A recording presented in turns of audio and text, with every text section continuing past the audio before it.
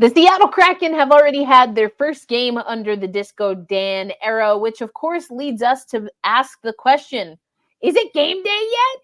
We'll talk about when we have the next Seattle Kraken game right here on today's episode of Locked On Kraken.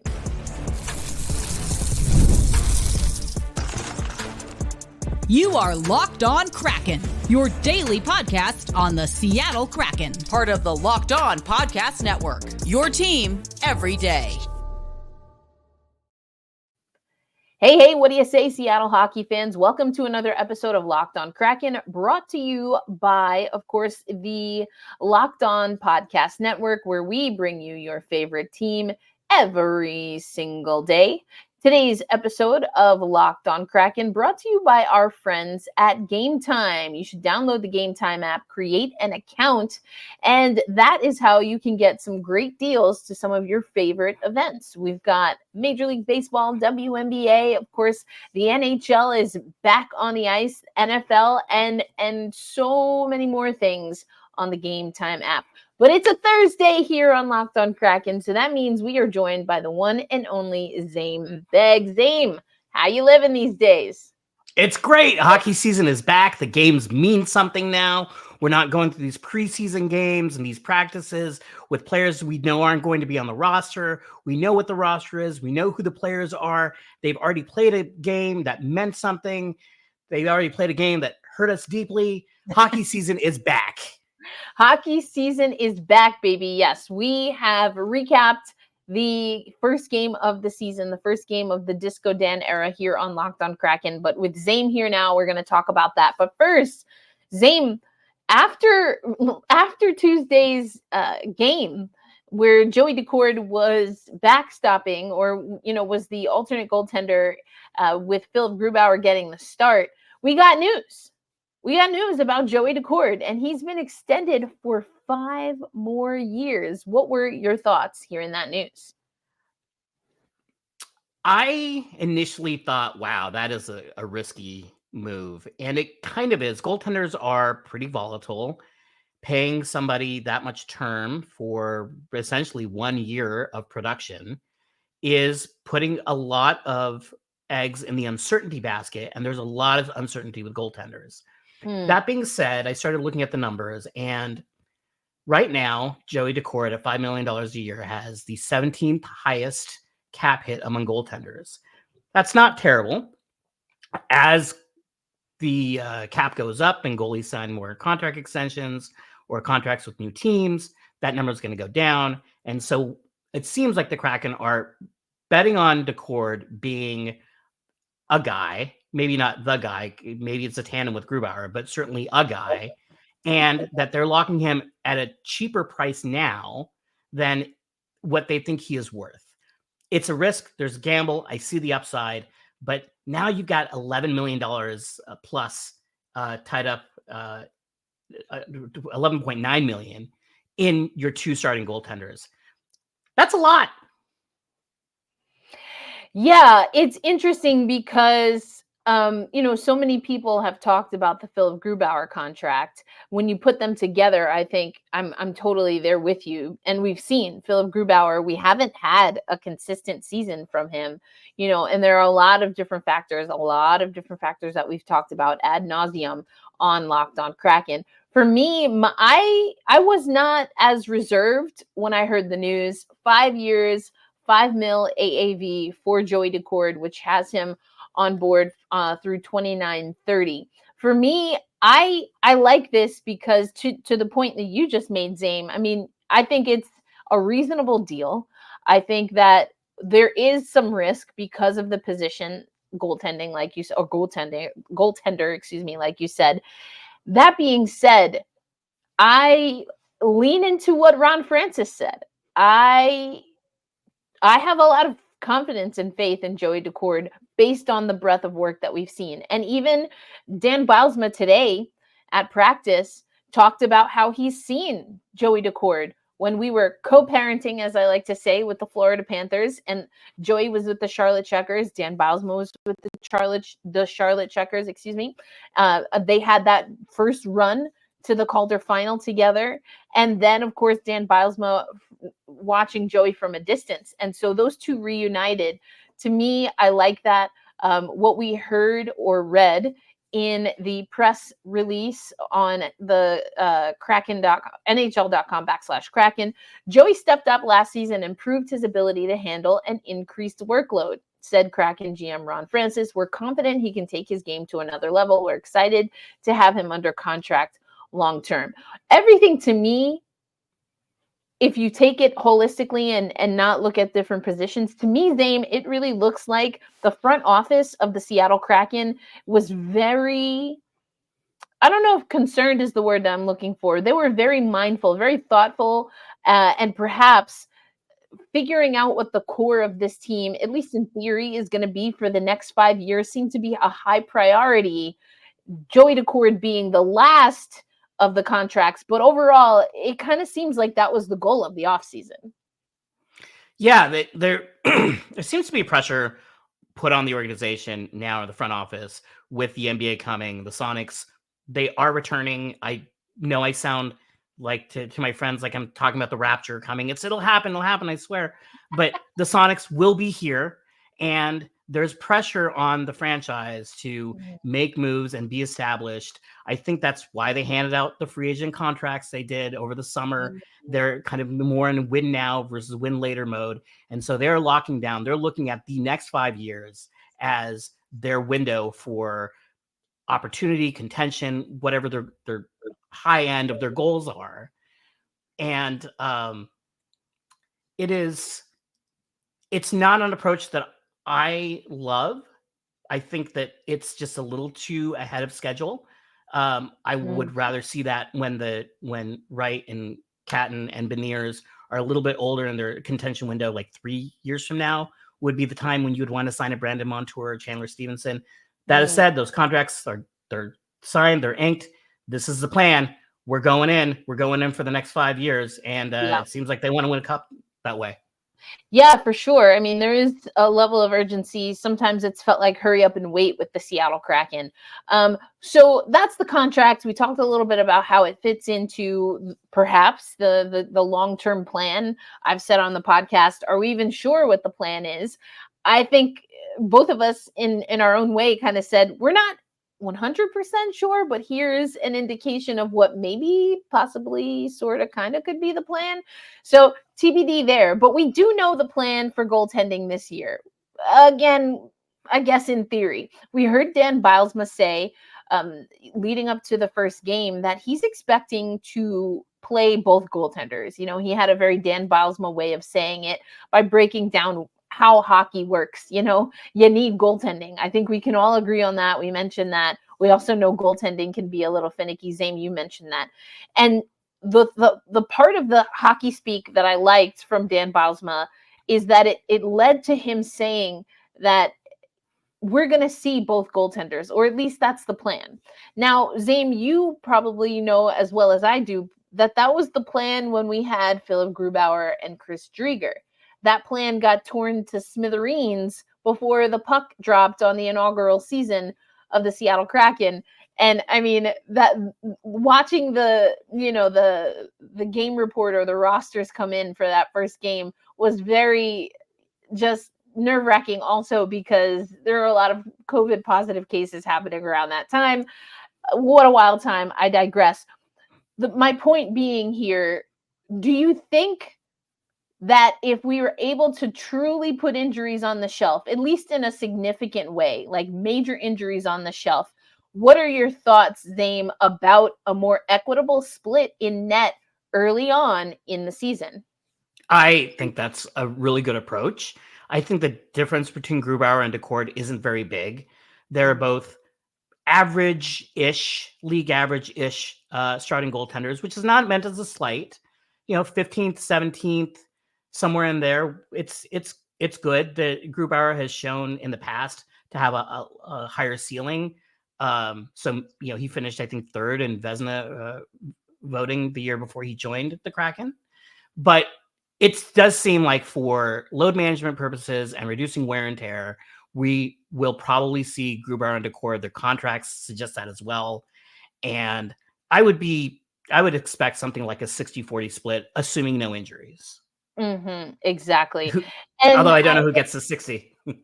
hey, and that's, I think, what's going to be interesting, because I've said this a few times. I was really excited about the fact that this seemed like a more competitive training camp than any other for skaters. For skaters, I do think that physically they were asked, and there was a demand to be very active and to hit the ice skating, hit the ground running, hit the ice skating. I don't know, hit the ground running from the very beginning. That being said, the emphasis, just from my quick eye test from training camp, wasn't really on goaltending. Not that I know that it ever is, really, if we're being honest. Like, when is it ever really about the goaltenders?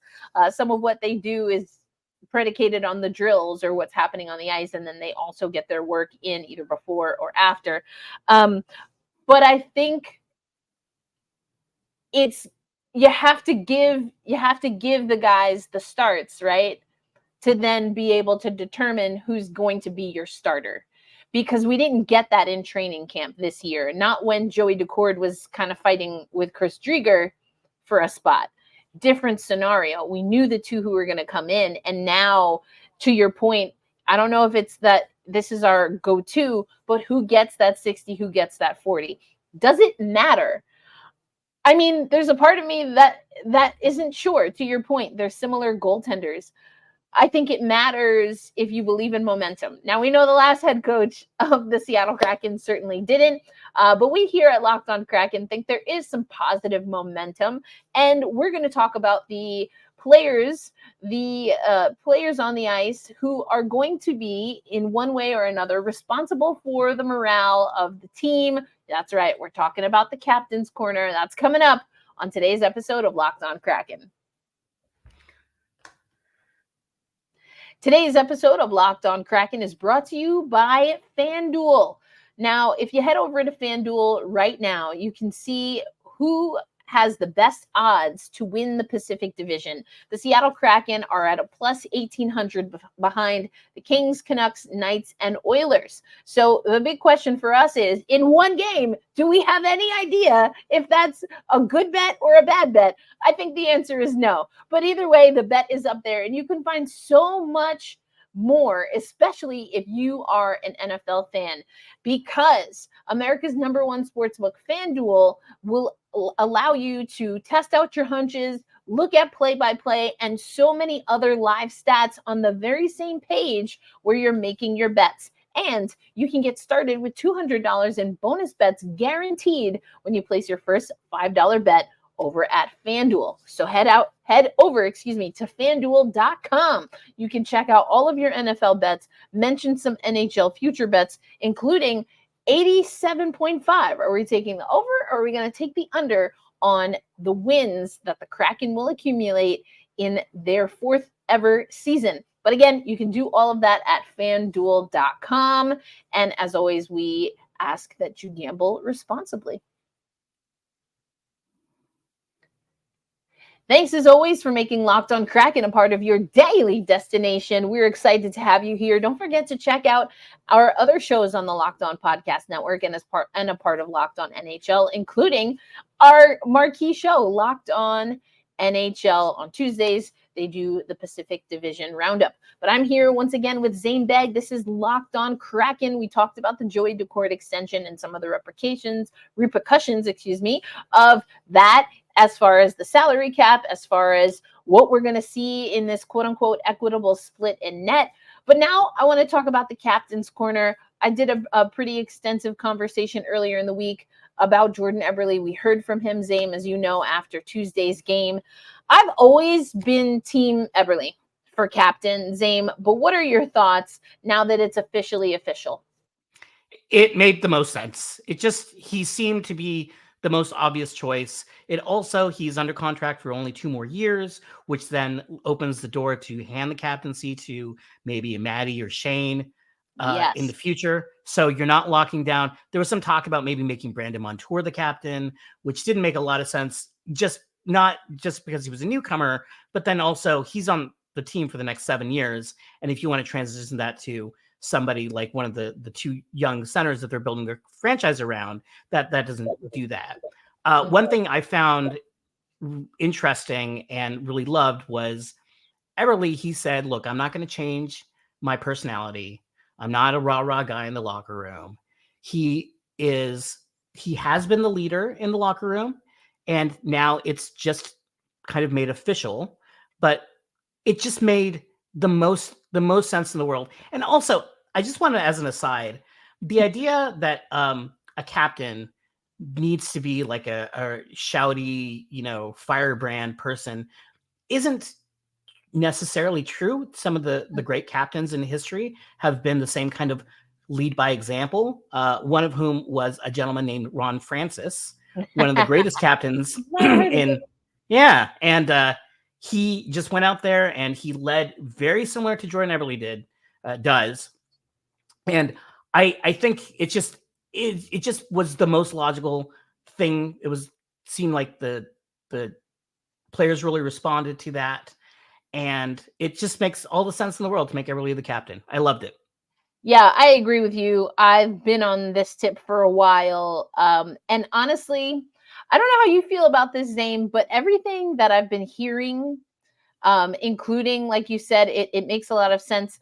Dan Bylsma just today said, he was asked about the process to select captains, and Bylsma is hilarious when he doesn't want to give an answer. He kind of goes in these random things very broadly. But he also said it was also an evident one as far as picking Jordan Eberle for captain. But the reason I wanted to bring that up again, Zaiem, is because it almost, to me, is this just me reading into the tea leaves, but does it seem like Dan Bylsma might be in the camp of, I didn't understand why the Kraken didn't have a captain to begin with? Like, it just seems like everything that he's saying, he's like, I don't know why he wasn't captain before, without saying, I don't know why he wasn't captain before. It is hard to get into the mind of Dave Haxtell and what he is thinking or not thinking. Dan Bylsma is much more open and wears his heart on his sleeve a lot more. Even when he doesn't want to give an answer, the way he gives non-answers is very telling.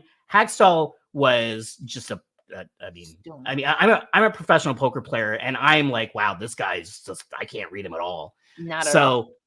I don't know what the reason was. It was never cited why they never gave a captaincy last year. My assumption is they just never felt like they needed to. And that then Bylsma came in and he wanted to change the culture. And this is one of the things that maybe he identified as like, well, that's kind of weird. We should fix that because there's an obvious choice. Yeah, for sure. Exactly. And yes, I agree with you 100% on Haxtell. No idea why he felt that was the case, but Dan made it very clear that he didn't share that sentiment. And there are a few things already that you've mentioned that I think tie in nicely, because I talked a lot about Eberle earlier in the week on Locked On Kraken, but I want to talk about the core. So we have Adam Larsson, who I think hits that also what you were talking about leadership and it not always being a rah-rah guy. Adam Larsson, I think, has been a great leader for the Seattle Kraken. Yanni Gourde, definitely more of, I don't know if I would say he's rah-rah, but he's definitely much more high energy, especially on the ice. He has a little bit of that sandpaper. And then there's Jaden Schwartz, which I think he's kind of a really nice combination of all of them, Gordy, Lars, and of course, Eberle. But we also have someone else that's wearing an A, someone you've already talked about, and that's Matty Beniers. I will say I guess I'm indifferent at best about Matty wearing an A, but I like the potential. I like what having him wear an A now means for his potential. And I think this is more of an aspirational, we want you to be a leader, we see leadership qualities in you, than something like, okay, well, next season you're gonna wear the C. I agree completely. I think he is not like if he had been named the captain on Tuesday, I would have been very, very surprised. Like, what? But if he was named the captain in 2 years, I would be very, very not surprised. Right. And he has shown some leadership qualities. Last year during training camp, he was working with the players and setting up, giving them pointers. He's the one that sets up the group texts with the team, which sounds kind of silly, but is important. Yeah. He's definitely a glue guy. And I think that the Kraken are looking to sort of prepare him and being sort of, maybe A stands for apprentice captain. There you go. He's the AC. Yeah. Yeah, I agree with you. And I love that you mentioned some of the things off of the ice, because there is a levity, right? And I think that he fits in with this group. He is fun. And you know who else is a lot of fun, who likes to have a lot of fun? Dan Bilesma. And so you bring in a guy who openly is having fun, not just at anyone's expense, because there's pranks and things of that nature. But I get the sense that Matty likes laughing. He likes smiling. He likes being around his teammates in a positive way. And that's the kind of energy that he brings. And listen, especially knowing what the Seattle Kraken franchise has been through, having a little bit of that levity while also having, more, whether you want to say quiet, I don't want to say professional, because I don't want to say that Matty Beniers is unprofessional, but they're just a little bit, they're older. I mean, they're older guys, they're going to settle things in, like the dad or the uncle of the team, versus Matty B's like, the cool older cousin that just wants to do everything. So I think it's an interesting crew. I'm very excited. If I have to, I'm just going to flat out say it that way. I'm excited to see Matty's growth as a leader, given that he's in great company here. I think this is a group where they emphasize each other's strengths, and they embody what my understanding is of Kraken culture in a pretty solid way. And all four of them, if you count Matty at the end of the first season, have been with the Kraken since the inaugural year. So they've been through it. Yeah, absolutely. And I mean, that matters. That matters, especially as you're bringing in other folks. Now, I think this is important, and it goes into something that we'll likely talk about in our third segment, where we're going to slightly recap what happened on Tuesday, but in the service of getting us ready for the next game, which isn't until Saturday's game. That seems so crazy to me. But we did hear from Disco Dan that he's expecting other players will, not only do they have leadership qualities, but they will be looked to for their leadership qualities. I mean, you mentioned Montour. You can only imagine Chandler Stevenson, players like that who are leaders in their own right that maybe are not officially a part of the leadership core. But again, that goes back to what we've been talking about on the podcast, and we're going to talk about next, which is that Dan Bilesma really wants this to be a nimble roster, not just, and maybe not in the way that Dave Haxtell perhaps tried to make everyone, a multi-tool. In Dan Bilesma's era, I get the sense that he wants the units themselves to be very multifaceted, but he's not necessarily putting that on one player. But we'll discuss that a little bit more coming up on today's episode of Locked On Kraken. Today's episode of Locked On Kraken also brought to you by our friends over at Game Time. Now listen, as someone who travels as much as I do, you sometimes realize you got a little bit of extra time. Why not watch a ball game? Why not head to the theater? And when I do find some free time, I am always headed over to the Game Time app, because I know that if I need last minute tickets at a really good price, Game Time has me. There's also the Game Time Picks filter, which will take out all of the fluff, show you only the incredible deals on great seats, so you're not wasting time searching through thousands of tickets. And of course, I love that you can take a view from look at the view from the seats that you're looking at. That way you're not sitting behind a pole, or if you need to make sure you're close to the exit like I do, I'm not going to lift my whole foot, but got a boot on, you just want to make sure you got a little bit of extra space. Game Time is perfect for all of that. So take the guesswork out of buying tickets with Game Time. Download the Game Time app, create an account, and use promo code LOCKEDONNHL for $20 off your first purchase. Again, that's promo code LOCKEDONNHL for $20 off. Download Game Time today. What time is it? Oh, it's game time.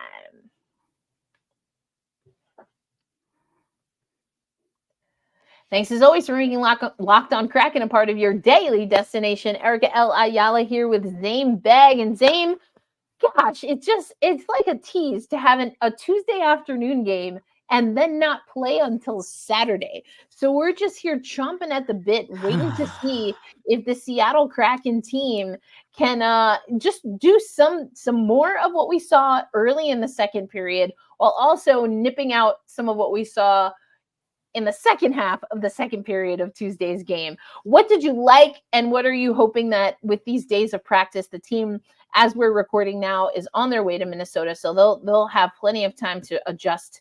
But what do you want to see them continue to do? What do you want to see them improve upon in our very small sample size of one game? Well, I liked what they did for 58 minutes of the game. There was just a bad 2 minutes where they gave up 3 goals, where they started out 2-0 and then they were down 3-2 and it ended. I liked how they were playing more dynamically. They were making passes through the neutral zone, and sometimes it wasn't connecting. There's still some execution and some timing things, which you should expect with a new coach and a new system. It's just going to take time. A couple preseason games and some practices isn't going to be enough, but they're doing things that you did not see under Dave Hagstall. It's a lot more dynamic. It's pushing the pace. It's focusing on transition. They were also getting shots, dangerous shots in the middle of the net, or the middle of the ice in front of the net, which then when they were successful, the Blues started collapsing that and started taking that away. And I don't think the Kraken really did a very good job of adjusting to that. Yeah. And so that stifled their offensive ability once St. Louis figured out what was going on. Defensively, 2 of the goals were given up or were scored by Jordan Kyrou. On both of them, Jamie Alexiak was just behind the play. I don't think he has been slow during camp or preseason. I don't think it's an issue of like, wow, this guy's old, he can't skate anymore. I think it is just a mental issue, attention, that sort of thing, which is a lot easier to fix than your body doesn't work anymore. Right. So, and then the third goal was one that I think Grubauer would like to have back, but that's just going to happen. So the pieces are there. I can see what they're trying to do. Yeah. Not everything is coming together yet. And when you implement a new system and things go badly, a lot of the times the way it goes badly is a turnover and it goes the other way. Yeah, that's a really good point that you make on regarding when things are new. There's a margin of error, right? There's an adjustment period. And I think that's absolutely what we saw. I also love what you're saying about that they're playing more dynamically. On the one hand, offensively, I think for sure that is very clear. I also liked what you said, though, about having to adjust. And I really appreciated that you said that, because I do feel that there was a stiffness. There was not as much pliability in the identity of the team and how they were expected to play in years prior. And that seems like Dan Bylsma is like, I don't know, tossing a glass of cold water in your face, given what we've seen prior to, and in a good way. That doesn't mean it's always going to be better. It's not going to, as Dan kind of said, mean they're going to go 84-0, we already blew that, but I think it makes it difficult right now to assess the Seattle Kraken, except to say, I don't know about you, Zaiem, but the vibes just seem better. There actually seems to be energy. Guys are excited. And I think they're also more forthcoming with what's not working. And those are good things, I think. And, we're going up against an opponent at the time that we're recording, at least, that they haven't played a game yet. So this is effectively another chance. You can call this kind of opening game part 2. They're going to be in a different environment. They're going to be on the road, so they get a dress rehearsal once again to really work out some things, figure out even what a travel day looks like under this new era, under all of these things. So I think that's really interesting.